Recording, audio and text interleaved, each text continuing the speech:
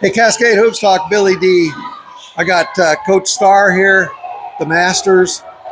You're a stand-up guy. You just lost in overtime, and you came out to the crowd to find me. You're a stand-up guy. Hey, it's about the process right now. Obviously, I hate losing, but much respect for Oregon Tech. I think you asked me before the game, or you told me before the game, you're an Oregon Tech fan. And it's funny because I am too. Watching them on film, they played. Justin does an unbelievable job. They play so hard, and we were looking forward to the challenge. Obviously disappointed in the result, but we're going to learn a lot from this one, so it's going to be good for us. Yeah, I think probably both teams will look back at this and say, it was a good, because both teams probably learned a lot about themselves. Yeah, I mean, it was ugly at times for sure. I don't blame the officials at all, but it definitely was a differently officiated game on both sides of the ball. Kids kind of didn't know what they were doing defensively. Is that a foul? Is not a foul? Yeah. It makes it really, when two teams play so hard, I think the whistle blew a little too much. Yeah. But you got to adjust. I told our team after the game, the most important thing for us was control what you can control. And we don't do a very good job of that right now. Our emotions got the better of us at times. We were worried about what we can't control. For example, one of our guys, our freshman guy, is a very good player, and he's going to be really good, but he's at the free throw line. He makes his first free throw, and then he turns around, he's talking to somebody, about how good he was making the free throw, and then he misses the next one at a crucial part in the game. So, that stuff can't happen. Kids got to grow up and learn how to control what they can control. I think that's obviously our reputation of our program is based on those sorts of things, doing things the right way. So, yeah.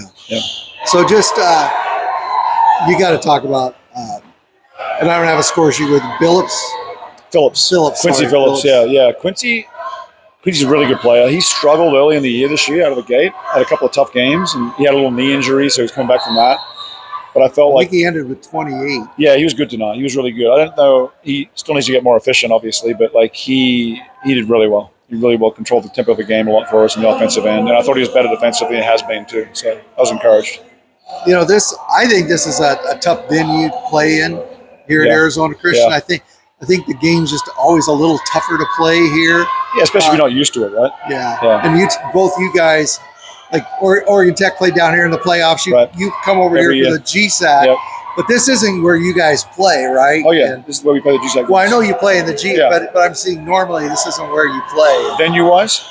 Yeah. No, this is where we play the games. I understand. Yeah. I mean, this isn't where you play normally. Right. Unless you're here for players. Right, correct. Yeah. Boy, folks, we got that one together. It took a while. Yeah. I'm a little tired, so. Yep. So what'd you tell your team after the game? That's what I said. Control what you can control. I was disappointed with some of the emotional reactions. We got a technical. One of my guys fouled out, Thiago, and he played a great game. We got a technical. He's a warrior, he's competing, so it's hard to get mad, but still you can't lose your cool and tell the official he's terrible, which he did, and he got a technical, and if he hadn't got that technical, we would have won in regulation, right? So, because the guy made one of the free throws. But, again, learn, grow up. At the end of the day for us, I know it sounds cliche, but I coach the Masters in particular because I want to develop these guys as young men. And I told him afterwards in the locker room, if you spend your life worrying about what you can't control, you're going to have a miserable life. You're going to have bad relationships at work and your marriage and everything else. So just helping them grow up in life. We want to win games, but we want to grow too. Otherwise, why do it? Coach, I think that every time I see a guy get up and start to argue with the referee, I've been a basketball fan for many, many, many years, right. And I've never seen that work. Hey, look, I've never seen a call change based on an opinion. So it is what it is. But again, we all get wrapped up in that at times, right? The emotion and I don't mind emotion. Emotion's great. Again, one of the traits we want as a team is to be dogs, play hard, and get after it, and show that character. But just be under control when you're doing that. I'd like your opinion. My opinion as a fan, after watching this game, I think you're a better team after this game. Yeah, and I think we're going to be a lot better team down the road. I do. Avery Jackson's obviously a huge piece that we don't have right now that would have obviously helped. He's not a savior or anything, but he's a very good basketball player with a lot of experience in big games, and just helps our flow. And we're just getting to know each other. We're all new. We lost, all those guys, Caleb Lowry's, the Cadens. We lost Miles. We lost all those guys last year. Yeah. And we've had those guys for 3 or 4 years, and you have great culture. We have to reestablish that again, right? And re-teach it. and get these guys to buy in. And tonight, we were tested a little bit. It was good for us. Yeah. So it's kind of a wild year in the NA. Everybody's saying it's wild. I just think it's a reordering.